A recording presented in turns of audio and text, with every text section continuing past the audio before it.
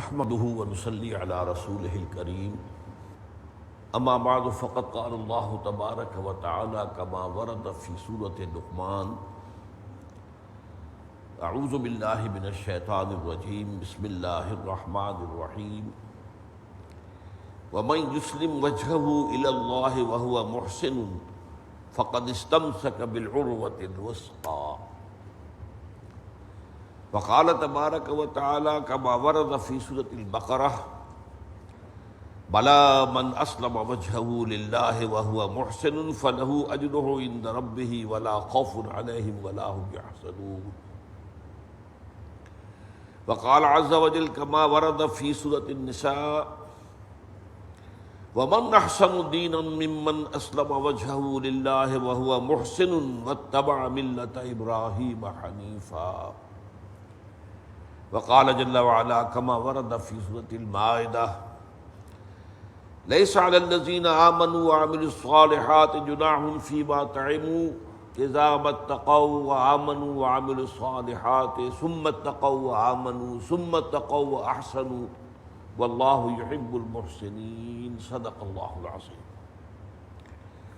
رب اشرح لي صدري ويسر لي أمري واحلل عقدة من لساني يفقهوا قولي اللهم ربنا الہمنا رشدنا واعذنا من شرور انفسنا اللهم ارنا الحق حقا وارزقنا اتباعه وارنا الباطل باطلا وارزقنا اجتنابه اللهم اجعلنا من عبادك المحسنين آمین یا رب العالمین۔ حدیث جبرائیل اہم ترین حصہ ہم نے پڑھ لیا ہے، ذہن میں پس منظر لے آئیے کہ ایک موقع پر حضور اپنی مجلس میں صحابہ کرام کے ساتھ مسجد نبوی میں تشریف فرما تھے کہ اچانک ایک شخص جو ہے وہ نمودار ہوا، بال انتہائی سیاہ، کپڑے انتہائی سفید، سفر کے کوئی آثار نہیں، نہ ہم میں سے کوئی ان سے واقف تھا۔ بہرحال وہ شخص بڑھتا چلا گیا اور حضور کے عین سامنے جا کر بیٹھ گیا، آپ کے گھٹنوں سے گھٹنے ملا دیے اور آپ کے زانوؤں پر اپنے دونوں ہاتھ رکھ دیے۔ اس کے بعد سوال کیا، یا محمد اخبرنی عن الاسلام،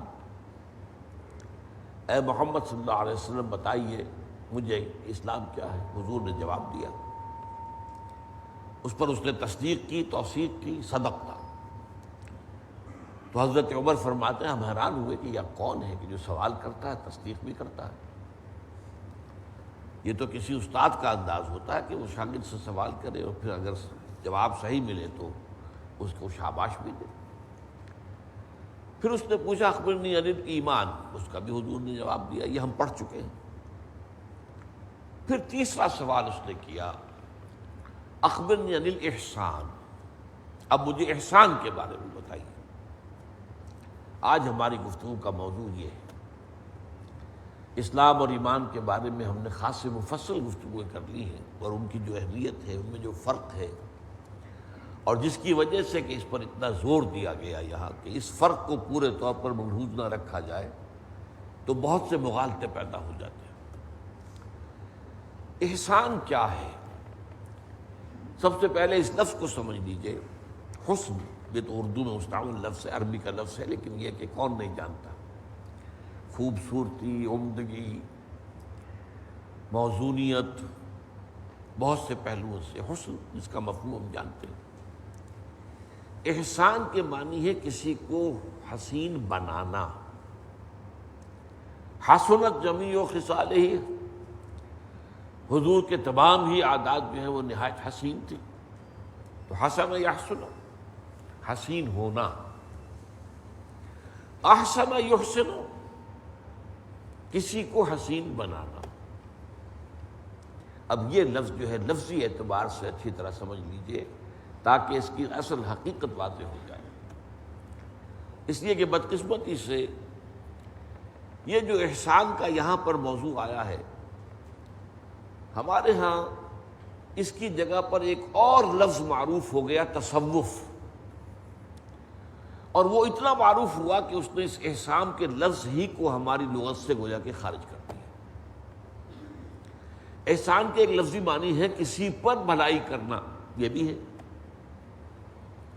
قرآن مجید میں ہے سورہ قصص میں کہ لوگوں نے قارون سے یہ کہا تھا احسن کما احسن اللہ الیک، دیکھو تم بھی اچھا لوگوں کے ساتھ معاملہ کرو جیسے کہ اللہ نے تمہارے ساتھ اچھائی کی ہے، اللہ نے تمہیں دولت دی ہے، غنی بنایا ہے، تم لوگوں کی ضرورتوں میں ان کی مدد میں اپنے مال کو خرچ کرو۔ تو احسان کے معنی یہ بھی ہے کسی کے ساتھ حسن سلوک کرنا، یہ احسان۔ ہوا یہ ہے کہ لفظ تصوف نے آ کر احسان کے اس اصلی معنی کو، بنیادی معنی کو ذہنوں سے بالکل نکال دیا، اور سارا کا سارا اب وہ مواد جو ہے ہمارے ذہنوں میں لفظ تصوف کے حوالے سے، حالانکہ تصوف نہ قرآن میں کہیں لفظ آیا نہ حدیث میں آیا، اور تقریباً 200 برس تک حضور کے انتقال کے بعد یہ لفظ کہیں استعمال نہیں ہوا۔ یہ تقریباً یوں سمجھیے کہ 822 عیسوی میں پہلی مرتبہ یہ لفظ ٹریس کیا جا سکتا ہے کہ وہ پہلی مرتبہ استعمال ہوا ہے۔ رسالہ قشیریہ کی مدد سے میر ولی الدین ایک بڑے مصنف اور بڑے مفکر اور فلسفی تھے، حیدرآباد دکن کی جامعہ عثمانیہ میں فلسفے کے شعبے کے ہیڈ تھے، ڈاکٹر میر ولی الدین۔ چنانچہ ان کی کتاب بھی اسی اور موضوع پر ہے، قرآن اور تصوف۔ لیکن انہوں نے یہ کہا ہے، تحقیق کی ہے کہ سن 822، اب 622 میں ہجرت ہوئی ہے، تو گویا کہ 200 ہجری، اور حضور کا انتقال 632 کا ہے، تو حضور کے انتقال کے 190 برس بعد پہلی مرتبہ یہ لفظ استعمال ہوا ہے۔ اور اس لفظ کے بارے میں اتفاق نہیں ہے کہ اس کا مادہ کیا ہے، صفا سے، صف سے، صفا سے نہیں، ختم نہیں بنتا، صرف ایک لفظ سے بنتا ہے اور وہ ہے صوف۔ اور وہ کہتے ہیں کہ اس دور میں آ کر جو خاص اس میدان میں لوگ آئے، وہ میں ابھی عرض کرتا ہوں روحانیت کے میدان کو، جنہوں نے اپنی جولانگاہ بنایا، تو انہوں نے اونی لباس پہننا شروع کر دیا تاکہ وہ جسم کو چبھے، اپنے جسم کو بجائے راحت دینے کے، تکلیف پہنچانے کے لیے۔ یہ جو ہے ان معاملات کے اندر روحانیات کے میدان میں مسٹیسزم، چاہے وہ کرسچین مسٹیسزم ہو اور چاہے وہ ہندی مسٹیسزم ہو، چاہے وہ نیو پلیٹونزم ہو، وغیرہ وغیرہ، جہاں سے بھی آیا ہے، تو اس میں یہ چیز ہوتی ہے اپنے نفس کو تکلیف پہنچاؤ، ایذا پہنچاؤ۔ تو اس صوف سے لفظ صوفی بنا، واللہ عالم۔ ایک اور تصور بھی ہے جو رہا ہے، لیکن یہ کہ اس کی اب اس دور میں آ کر عین میری شمبل نے بڑی تبدیل بھی کی ہے، لیکن یہ کہ میرا گمان رہا ہے کہ یہ لفظ صوفیہ سے بنا ہے۔ یہ اصل میں یونانی لفظ ہے صوفیہ۔ صوفیہ کے معنی ہے حکمت، چنانچہ فائلوسوفی، فلسفی جسے ہم کہتے ہیں، صوفی حکمت، وہ حکمت جو منطق پر مبنی ہے، فائلوسوفی، فلسفی ہم اسے کہہ دیتے ہیں، لیکن بنتا ہے وہ فائلوسوفی۔ تھیوسوفی، تھیو مذہب کا معاملہ ہے، حکمت دین یعنی مذہب کا بھی ایک پہلو تو ہے جو عوامی ہے، جو عملی ہے، اور ایک ہے اس کا علمی اور فکری اور گہرائی کے اندر اور باطنی پہلو، وہ تھیوسوفی کہلاتا ہے۔ آج بھی کراچی میں تھیوسوفیکل ہال ہے بندر روڈ پر، تھیوسوفیکل سوسائٹیز دنیا میں رہی ہیں کہ یہ تمام جو مذاہب ہیں ان کے اندر جو باطنی حکمت ہے وہ قدر مشترک کے طور پر ان کو سامنے لایا جائے۔ تھیوسوفی، تھیوسوفیکل ہال، تھیوسوفیکل سوسائٹیز۔ بہرحال تو میں یہ عرض کر رہا تھا کہ یہ لفظ جو ہے، یہ احسان، جس کے لفظی معنی بنتے ہیں کسی کے ساتھ حسن سلوک کرنا بھی، اور کسی بھی شے کو حسین بنانا۔ اب اس میں مثلاً میں آپ کو ایک حدیث سناتا ہوں، یہ حدیث صحیح مسلم میں بھی ہے اور جامع ترمذی میں اور سنن نسائی میں بھی ہے۔ حضرت شداد ابن اوس اس کی راوی ہے رضی اللہ تعالی عنہ۔ حضور فرماتے ہیں ان اللہ کتب الاحسان علی کل شیء، اللہ نے ہر چیز کے بارے میں واجب کیا ہے کہ اس میں خوبصورتی پیدا کی جائے۔ اب اس کی مثال دی آپ نے، فَإِذَا قَتَلْتُمْ فَأَحْسِنُوا الْقِتْلَةَ، کسی کو قتل کرنا ہو تو وہ بھی خوبصورتی کے ساتھ قتل کرو۔ آپ ذرا اس پر مسکرائیں گے بھی کہ قتل کے اندر خوبصورتی سے کیا مراد ہے، بات ابھی واضح ہو جائے گی۔ وَإِذَا ذَبَحْتُمْ فَأَحْسِنُوا الذَّبْحَ، یا نسائی کی روایت میں فَأَحْسِنُوا الذِّبْحَ، جب ذبح کرنے لگو کسی جانور کو تو خوبصورتی سے عمدگی سے ذبح کرو. اور اس کی شرح کیا ہے؟ وَلْيُحِدَّ أَحَدُكُمْ شَفْرَتَهُ، چاہیے کہ کوئی شخص جو ذبح کرنے بیٹھے وہ اپنی چھری کو تیز کر لے. فَلْيُرِحْ ذَبِيحَتَهُ، جو ذبیحہ ہے اس کو راحت پہنچائے، زیادہ تکلیف نہ ہو. کھنڈی چھری سے آپ رگڑ رہے ہیں اس کے اگر حلق کو اور گردن کو تو اس کے اوپر کیا بیتے گی. وہ ایک تیز دھار کے ساتھ جو ہے ایک ہی وار کے اندر وہ معاملہ ہو جائے تو ظاہر بات ہے اسے تکلیف کم سے کم ہوگی. اسی طرح کسی کو قتل کرنا ہے سزا کے طور پر. اب ایک اناڑی آدمی قتل کرنے لگے گا تو نہ معلوم کیا اس کے ساتھ کرے، وہ کیا سلوک کرے، اور وار کہیں کرنا چاہے لگ جائے کہیں اور جا کے اس کا جو ہے وہ بجائے گردن کے کہیں سر پر لگے کھوپڑے کا کچھ کو کر دے. تو اب آپ کو معلوم ہے جلاد جو ہے پروفیشنلز ہوتے تھے، وہ گویا کہ ایک طرح کا فن ہوتا تھا کہ وہ ایک ہی وار سے وہ گردن جو علیحدہ ہو جائے. اب بھی سعودی عرب میں جو ہے سرقلم ہوتے ہیں، باقاعدہ جو سزائیں ہیں ان کے اوپر سرقلم ہوتے ہیں وہ اس طریقے سے کہ بس وہ ایک وار کے اندر گردن جو ہے وہ اڑ جاتی ہے. تو ظاہر بات ہے کہ اس سے کم تکلیف ہوگی اس شخص کو. ظاہر بات ہے کہ اگرچہ اسے سزا تو دینی ہے، شریعت کے دائرے کے اندر وہ آ گیا ہے، اس کے اوپر ایک جو ہے حد لگ گئی. بہرحال یہ جو ہے احسان کے لفظی معنی میں نے آپ کے سامنے رکھے. اب اسی سے قرآن کی اصطلاح ہے احسان اسلام. اسلام میں خوبصورتی پیدا کرنا، یعنی اسلام ایک تو یہ ہے کہ آپ نے جو بھی اس کے فرائض ہیں مارے باندھے کو جیسے بھی ہوا پورے کر دیے. آپ کی دلی اس کے اندر جو ہے کوئی وہ شامل نہیں ہے، دلی جذبہ شامل نہیں ہے. ایک یہ ہے کہ آپ نے پورے اہتمام سے، پوری توجہ کے ساتھ، پورے دل کی آمادگی کے ساتھ آپ نے اس کے لیے پورا اہتمام کیا اور اس کام کو کیا. یہ اسی کام کو درجہ احسان میں پہنچا دینے کا ہے. اس لیے اس کے لیے لفظ میں نے استعمال کیا ہے احسان اسلام. اسلام کو خوبصورت بنانا. اسلام تو وہی ہے، کلمہ شہادت ہے، نماز روزہ حج و زکوٰۃ ہے، اور پھر جو بھی احکام دیے گئے شریعت کے اوامر و نواہی.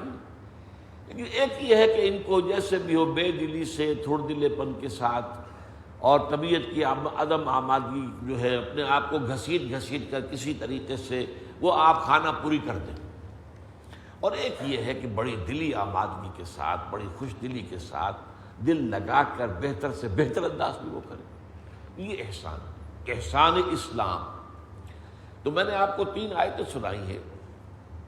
ایک آیت جو ہے وہ مکی قرآن مجید میں سورہ لقمان کی ہے، وَمَن يُسْلِمْ وَجْهَهُ إِلَى اللَّهِ وَهُوَ مُحْسِنٌ. جو شخص اپنے چہرے کو اللہ کے سامنے جھکا دے اور وہ محسن ہو. اسلام اور احسان یہاں دونوں جمع ہو گئے، یعنی یہ کام وہ خوبصورتی کے ساتھ کر رہا. لہذا وہ شخص جو ہے فرمایا فَقَدْ اسْتَمْسَكَ بِالْعُرْوَةِ الْوُثْقَىٰ، تو اس شخص نے تو جو مضبوط کنڈا ہے اس کو پکڑ لیا ہے. یہ مضبوط کنڈا پکڑنا جو ہے اس کی آپ کو اس کا پس منظر اگر سمجھ میں آ جائے کہ فرض کیجئے کہ بحری جہاز کے عرصے پر کھڑا ہوا کوئی شخص گر پڑا پانی میں، سمندر میں تیرنا جانتا نہیں. اب اگر اس شخص کے ہاتھ میں کوئی کنڈا آ جائے، کنڈے لگے ہوئے ہوتے ہیں، تو ظاہر بات ہے کہ اسے معلوم ہے کہ اب یہ کنڈا ہی میری جان ہے، اس کنڈے کو میں نے چھوڑا تو میں ڈوب جاؤں گا. تو یہ ہے عروۃ الوثقیٰ. وثقیٰ اوثق، بہت مضبوط، اس کا مؤنث ہے وثقیٰ، بہت مضبوط. کنڈا جو ہے وہ اپنی جگہ نہیں چھوڑے اور آپ کنڈے کو نہ چھوڑے تو گویا کہ آپ کی جان بچنے کا امکان موجود. یہ عروۃ الوثقیٰ جو ہے. تو جس شخص نے اس اسلام اور احسان کو جمع کر دیا، وَمَن يُسْلِمْ وَجْهَهُ إِلَى اللَّهِ وَهُوَ مُحْسِنٌ. مارے باندھے کا اسلام نہیں، بس زبردستی کا اسلام نہیں. اگرچہ زبردستی کے اسلام کی بھی قانونی حیثیت ہے. وہ کلمہ پڑھ رہا ہے تو آپ اسے قتل نہیں کر سکتے الا یہ کہ اس نے کوئی جرم ایسا کیا ہو کہ اس کی بنا پر اس کی سزا قتل ہو، یا یہ کہ ثابت ہو جائے کہ وہ شخص جو ہے وہ مرتد ہو گیا ہے. لیکن نہیں، ورنہ تو بصورت دیگر اسلام جو ہے وہ ڈھال ہے. اس کے بارے میں ہم تفصیل سے گفتگو کر چکے ہیں. عین حالت جنگ میں ایک شخص جو ہے جب یہ محسوس کرے کہ اب میں بے بس ہو گیا ہوں اور کلمہ پڑھ دے، تب بھی آپ اب اس کو اس بنا پر کہ گمان غالب یہ ہے کہ اس نے صرف جان بچانے کے لیے ہیلا کیا ہے، آپ اسے قتل نہیں کر سکتے. وہ ڈھال ہے اس کے پاس۔ تو قانونی اسلام کی اور یہ جو بھی ہے اس اسلام کی بھی اہمیت اپنی جگہ ہے قانونی سطح پر، لیکن اصل اسلام جو چاہیے وہ احسان والا اسلام چاہیے، اس میں خوبصورتی ہو، اس میں پوری طبیعت لگی ہوئی ہو، پورے انہماک کے ساتھ اپنی امکانی جد و جہد کے ساتھ ان کاموں کو سر انجام دیا جائے۔ پھر سورہ بقرہ میں یہ بات پھر آئی، بلا من اسلم وجہہ للہ وہو محسن فلہ اجرہ عند ربہ ولا خوف علیہم ولا هم یحزنون۔ کیوں نہیں؟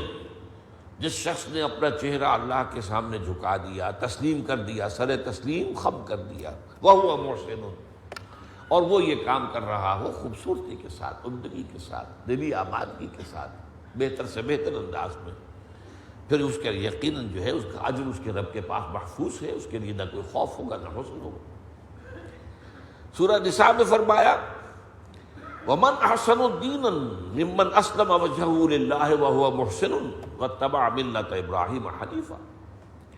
اس شخص سے بہتر دین کس کا ہوگا جس نے اپنا چہرہ تو اللہ کے سامنے جھکا دیا، سر تسلیم خم کر دیا، اور احسان کی کیفیت کے اندر۔ تو اب یہاں آپ دیکھ رہے ہیں کہ اسلام اور احسان ان دونوں کو جوڑ دیا گیا، لیکن حدیث میں ہم دیکھ رہے ہیں کہ اسلام اور احسان کے درمیان ایک سوال لایا گیا ہے، اور وہ من ایمان، اخبرنی عن الاسلام، اخبرنی عن الایمان، پھر اخبرنی عن الاحسان۔ اور یہ وہ بات ہے کہ سورہ مائدہ کی آیت نمبر 93 میں آئی ہے، وہ جو میں نے اس سے پہلے بھی کئی دفعہ آپ کے سامنے پڑھی ہے۔ لیس علی الذین آمنوا وعملوا الصالحات جناح فیما طعموا اذا ما اتقوا وآمنوا وعملوا الصالحات ثم اتقوا وآمنوا ثم اتقوا واحسنوا واللہ یحب المحسنین۔ جن لوگوں نے جو ایمان اور عمل صالح کی روش پر چل رہے تھے، تو انہوں نے جب تک تقویٰ کی روش اختیار کی اور پھر جو حکم آیا اس کو اختیار کیا، ایمان اور زیادہ تقویٰ ہوا تو مزید ایمان بڑھا، اور زیادہ تقویٰ ہوا تو وہ احسان کے درجے تک پہنچ گئے، اور اللہ تعالیٰ کو محسنین سے محبت ہے۔ یہاں 3 درجے آئے، اور یہاں اس حدیث کے اندر 3 درجے آئے، اسلام، ایمان، احسان۔ اب وہ احسان کیا ہے؟ جب سوال کیا گیا اخبرنی عن الاحسان، تو آپ نے فرمایا، جواب جو ہے حضرت عمر رضی اللہ تعالیٰ عنہ سے مروی جو روایت ہے اس پہ لفظ آیا ان تعبد اللہ کأنک تراہ فإن لم تکن تراہ فإنہ یراک۔ میں آپ کو بتا چکا ہوں کہ یہ روایت دوسرے صحابہ سے بھی ہے۔ حضرت عبداللہ ابن عمر انہی کے ساتھ جاتے ہیں رضی اللہ تعالیٰ عنہما، ان کی روایت میں ان تخشى اللہ کأنک تراہ فإن لم تکن تراہ فإنہ یراک۔ اور حضرت عبداللہ ابن عباس رضی اللہ تعالیٰ عنہما حبر الامہ، ان سے جو روایت ہے اس میں الفاظ ہیں ان تعمل للہ کأنک تراہ فإن لم تکن تراہ فإنہ یراک۔ اول تو ان 3 الفاظ کو ذہن میں رکھیے، تعبد اللہ، تخشى اللہ، تعمل للہ۔ لیکن چونکہ اس حدیث کا زیادہ تر جو عام طور پر مقبول اور عام ہے ورژن وہ وہی ہے جو حضرت عمر سے ہے رضی اللہ تعالیٰ عنہ، اور اس میں لفظ عبادت آیا ہے، یہ لفظ بھی حجاب بن گیا ہے اس حدیث کے سمجھنے میں، اس لیے کہ عبادت کا تصور عوامی سطح پر کیا ہے؟ نماز، روزہ، حج، زکوٰۃ۔ تو گویا کہ احسان کا سارا جو تعلق ہے وہ انہی چیزوں کے ساتھ ہو گیا۔ نماز بہتر سے بہتر ہو، بڑی عمدہ پڑھی جائے، خشوع و خضوع کے ساتھ پڑھی جائے، تعدیل ارکان کے ساتھ پڑھی جائے، ہر چیز جو ہے پوری طریقے سے پابندی کرتے ہوئے، تو باطنی کیفیت بھی ہو خشوع و خضوع، اور ظاہری اعتبار سے بھی وہ نک سک سے جس کو کہتے ہیں وہ درست ہو، تو یہ تو گویا کہ احسان ہے۔ لیکن یہ کہ اس کو صرف عبادات تک محدود کر دینا جو ہے، یہ بھی گویا کہ اس حدیث کا جو عموم ہے اس سے ایک محجوبیت پیدا کرتا ہے۔ تو اللہ کا شکر ہے کہ 2 روایتوں کے اندر اس کا جو ہے مفہوم کھل کر آ جاتا ہے۔ ان تخشى اللہ کأنک تراہ فإن لم تکن تراہ فإنہ یراک، ان تعمل للہ کأنک تراہ فإن لم تکن تراہ فإنہ یراک۔ تم عمل کرو اللہ کے لیے، بھاگ دوڑ کرو، جد و جہد کرو، محنت کرو اللہ کے لیے، گویا کہ تم اسے دیکھ رہے ہو، اور اگر تم اسے نہیں دیکھ رہے تو وہ تو تمہیں دیکھ رہا ہے۔ تو یہ بات ایک تو نوٹ کر لیجئے کہ اس کے عبادت کے مفہوم کو صرف عبادات تک سامنے نہ رکھا جائے، بلکہ عبادت کا جو اصل مفہوم ہے اس سے پہلے بعض مواقع پر میں بیان کرتا رہا ہوں، یہیں پر بھی بیان کیا ہے کہ عبد کے معنی غلام، غلامی کا طرز عمل، اس کے معنی کیا ہے؟ آقا کی اطاعت، ہمہ تن ہمہ وقت ہمہ جہت اطاعت، یہ غلامی ہے۔ اس لیے کہ وہ تو مملوک ہے، وہ امپلائی نہیں ہے کہ اتنے گھنٹے کا میں نے کام کرنا باقی میں آزاد ہوں، نہیں۔ امپلائر امپلائی ریلیشن شپ سے نکال دیجیے۔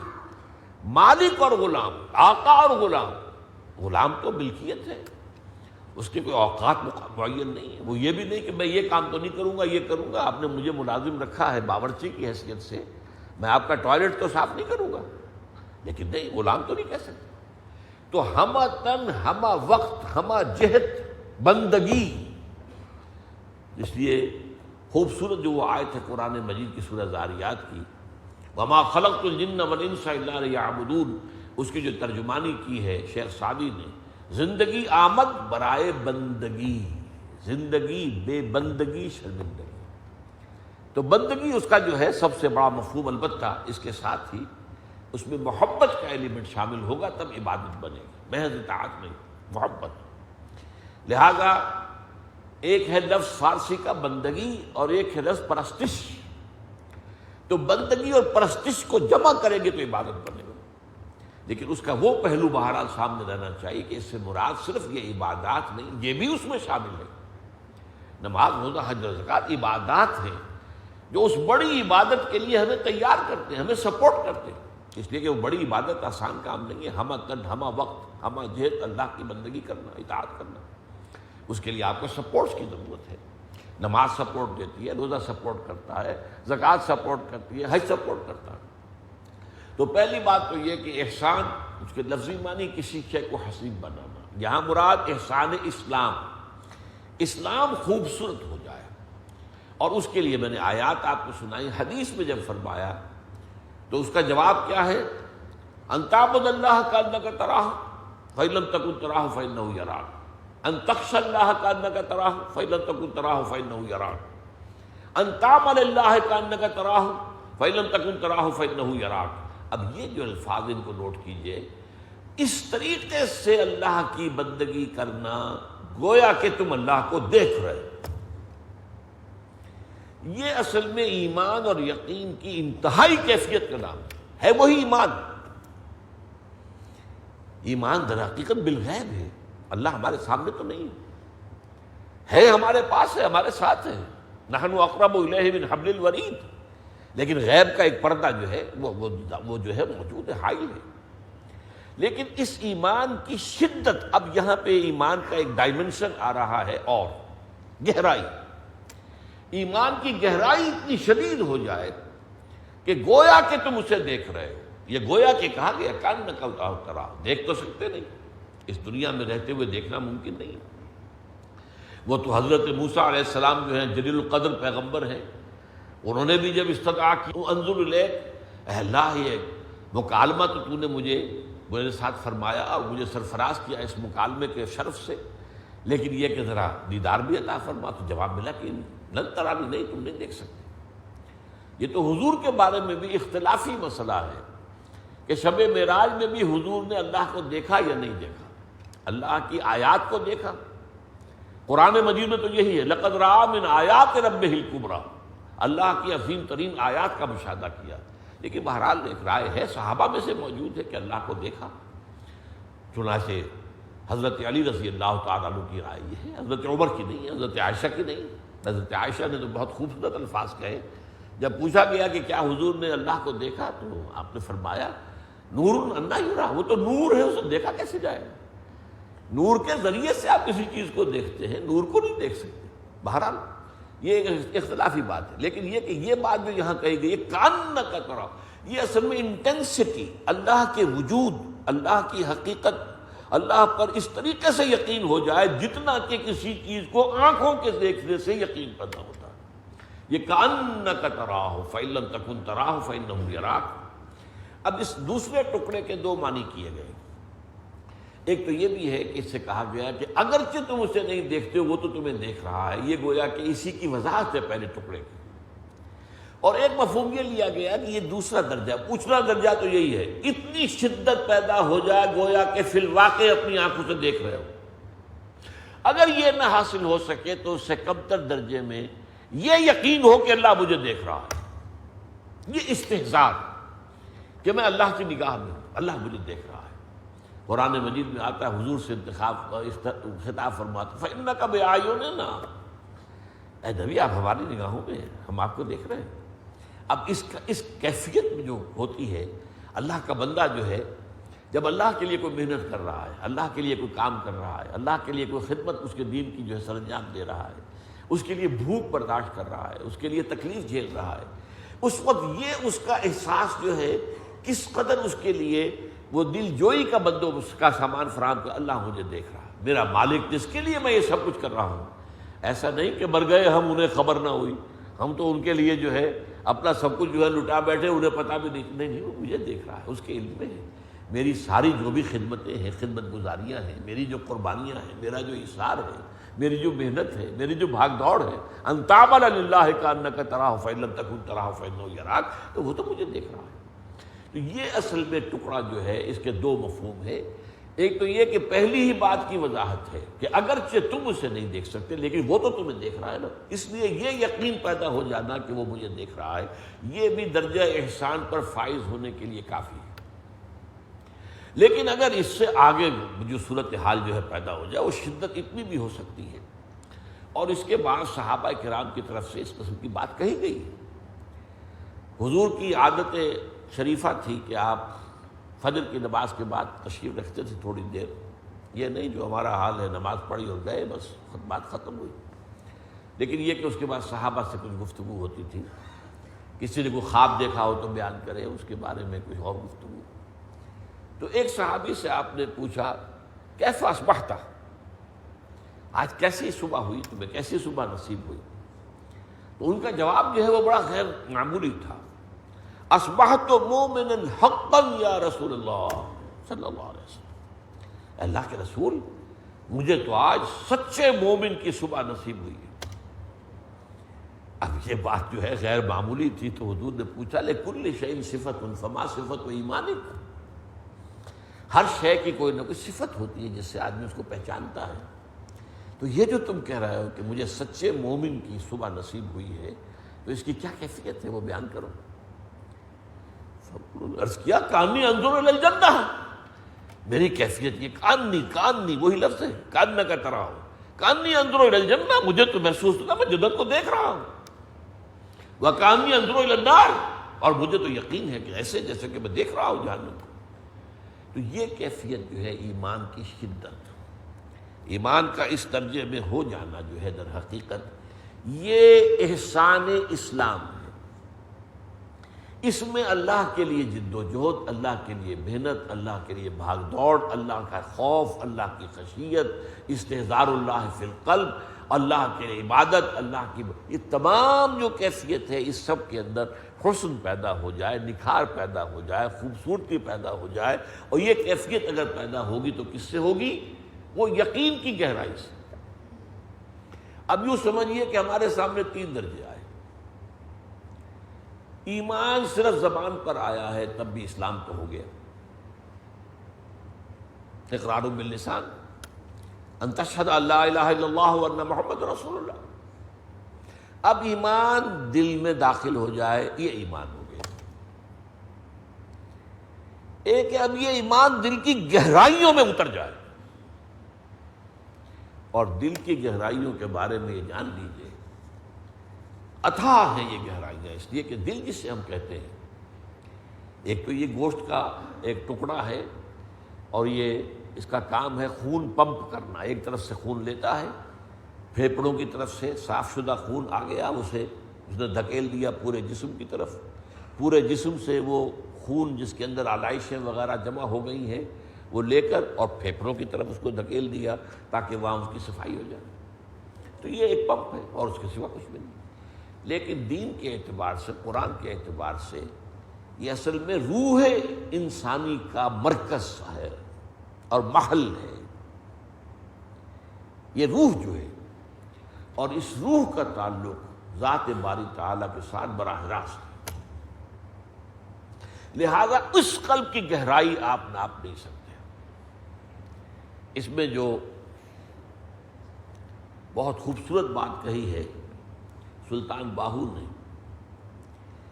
دل دریا سمندروں ڈونگے کون دلا دیا جانے ہو. یہ دل جو ہے تو دریاؤں سے اور سمندروں سے زیادہ ڈونگے ہیں ان کی گہرائی کے اندر. تو قرآن جب ایمان اس گہرائی میں جاگزین ہو جائے اب یہ احسان کوئی اور آرٹیفیشل شے نہیں ہے، احسان کوئی اس سے علیحدہ کوئی شے نہیں ہے. جو اس درجے پر فائز ہو جائے ان کے سر پر کوئی سینگ نہیں آ جاتے. یہی اسلام، اس کے اندر حسن پیدا ہو جائے، نکھار پیدا ہو جائے، خوبصورتی پیدا ہو جائے، بہتر سے بہتر انداز میں اسلام اور ایمان کی منزل طے کرتے ہوئے انسان وہ یقین کی ان گہرائیوں تک پہنچ جائے. اب ایمان کی ان دو کیفیتوں کا ذکر سورہ حجرات میں موجود ہے. ایک آیت کا تو بار بار ان گفتگوؤں کے دوران حوالہ آیا ہے، قالت الاعراب آمنا قل لم تؤمنوا ولکن قولوا اسلمنا ولما يدخل الایمان فی قلوب. ابھی ایمان تمہارے دلوں میں داخل نہیں ہوا. جب تک ایمان دل میں داخل نہیں ہوا تم مومن نہیں ہو. ہاں مسلم ہو، تم کہہ سکتے ہو، دعویٰ کر سکتے ہو مسلمان. لیکن اسی صورت میں صحابہ کرام اس اعتبار سے جہاں پہنچ گئے تھے اس کا تذکرہ ہے، وَلَٰكِنَّ اللَّهَ حَبَّبَ إِلَيْكُمُ الْإِيمَانَ وَزَيَّنَهُ فِي قُلُوبِكُمْ. اللہ نے تو تمہارے لیے ایمان کو نہایت محبوب کر دیا ہے اور اس کو خوشنما بنا دیا ہے تمہارے دلوں کے اندر. اور وہ دلوں میں وہ ایمان زینا، تزیین کسے کہتے ہیں؟ زینت. اس کو پوری زینت دے دی ہے تمہارے دلوں کے اندر. یہ ہے وہ کیفیت جو صحابہ کرام کو حاصل ہو چکی تھی اور وہ در حقیقت اسی ایمان کی جو ہے گہرائی کی نتیجے. باقی یہ کہ جو کیفیات بعد میں ہمارے ہاں تصوف کی وجہ سے آئی ہیں، کیوں آئی ہیں، کس وجہ سے آئی ہیں، ان کا اور یہ اسلام کا جو اصل جو ہے سلوک محمدی جسے میں کہہ رہا ہوں یا سلوک قرآنی جسے ہم کہیں گے یا جسے میں نے احسان اسلام کہا، ان میں کیا فرق ہے، اس پر یہ میرا کتابچہ جو ہے وہ بہت اہم ہے. مروجہ تصوف یا سلوک محمدی یعنی احسان اسلام. لیکن ظاہر بات ہے کہ یہ اب میں مزید اس پر یہاں گفتگو نہیں کر سکتا، اس میں ذرا دقیق معاملات بھی آتے ہیں. یہ تو مطالعے سے متعلق ہیں یہ چیزیں کہ ان کو پھر گہرائی میں سمجھنے کے لیے پورا لفظ برس مطالعہ کیا جائے. اور خاص طور پر اس کا ایک انگریزی ترجمہ ہوا ہے اور اس میں کچھ اضافے بھی کیے ہیں. اور یہ اس اعتبار سے بہت اہم ہے کہ ہمارے ہاں ہم دیکھتے ہیں کہ جو لوگ پڑھے لکھے جدید تعلیم یافتہ کھاتے پیتے لوگ ہیں، ان کے اندر جب کبھی دین کی طرف رجحان پیدا بھی ہوتا ہے تو وہ تصوف کا راستہ اختیار کرتے ہیں.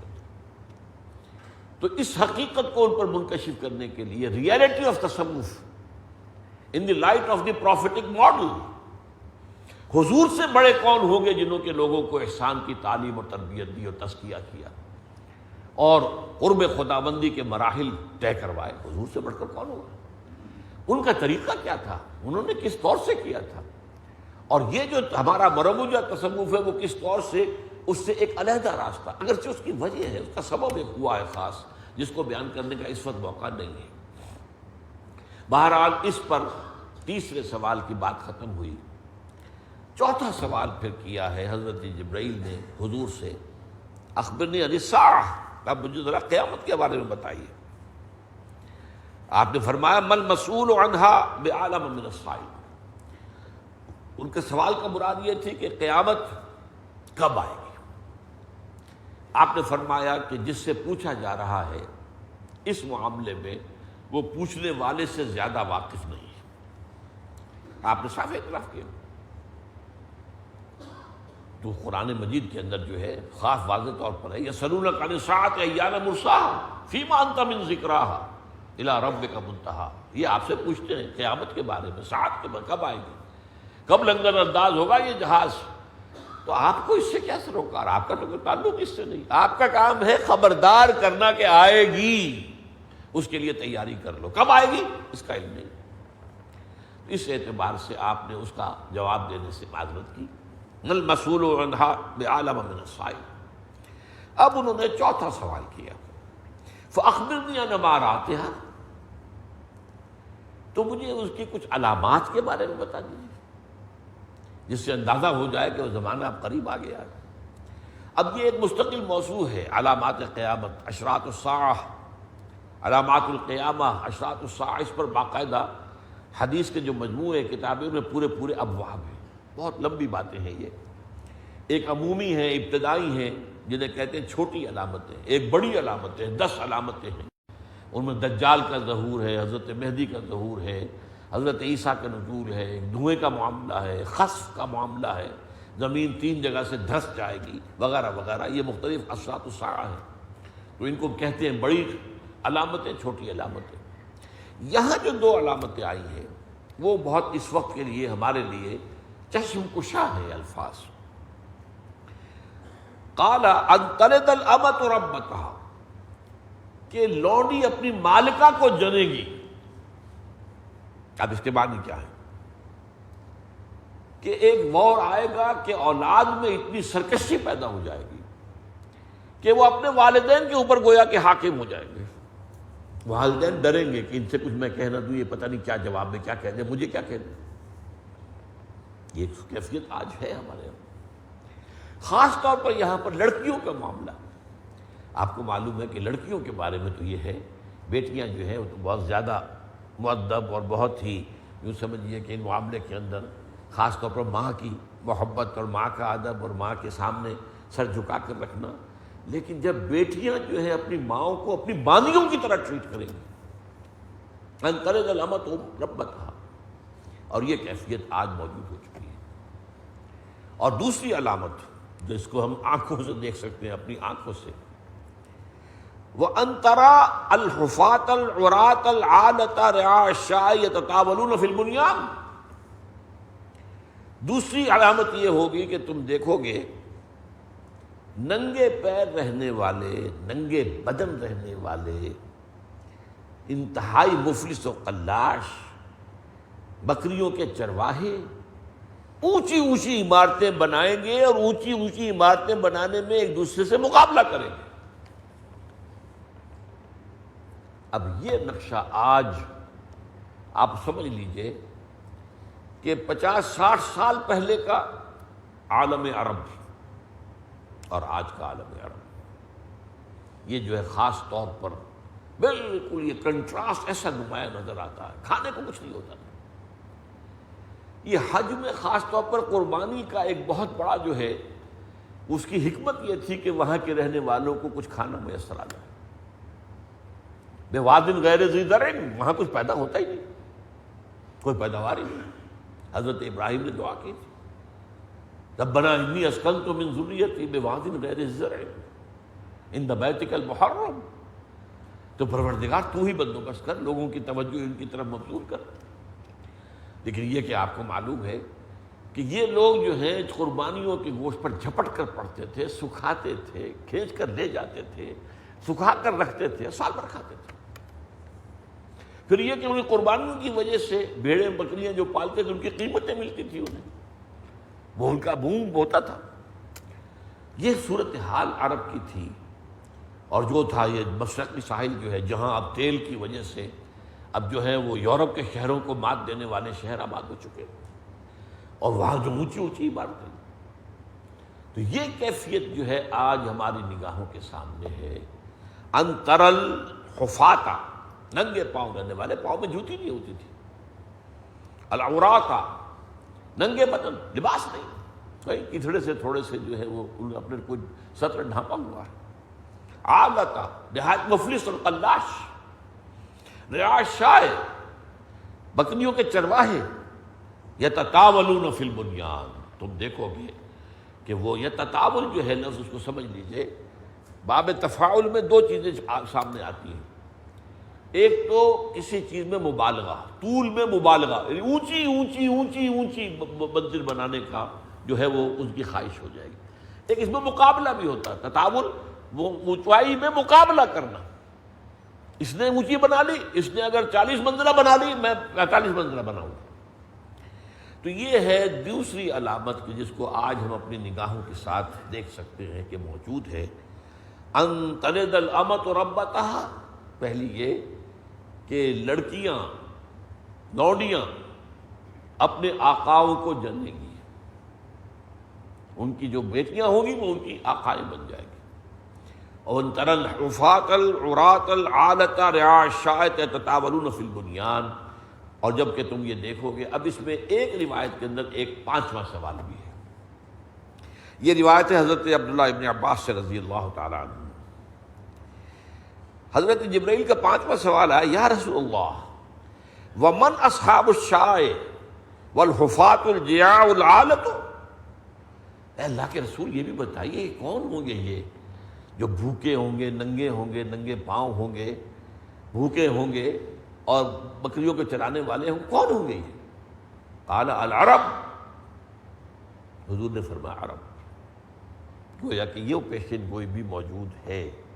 ویسے تو یہ کہ دنیا میں اور جگہوں پر بھی ترقیاں ہوئی ہیں افلاس کے بعد، پھر وہاں پر جب وہ دولت کا ریل پیل آیا ہے تو اونچائیاں جو ہے عمارتوں کی اور یہ شاندار چیزیں وغیرہ بنی ہیں، اور بھی آپ کو شہر ملیں گے، لیکن یہ ہے کہ اس میں خاص طور پر حضور نے جن کا ذکر کیا ہے وہ العرب، عرب، اور وہ گویا کہ آج ہماری نگاہوں کے سامنے موجود ہے۔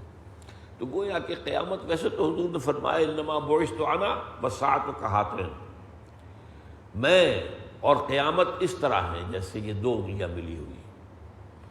اب اس کا مفہوم یہ بھی تھا کہ میرے بعد اب کوئی نبی نہیں، تمہارے بعد کوئی اب امت نہیں، انا آخر المرسلین، میں آخری رسول ہوں، وانتم آخر الامم، اور تم آخری امت۔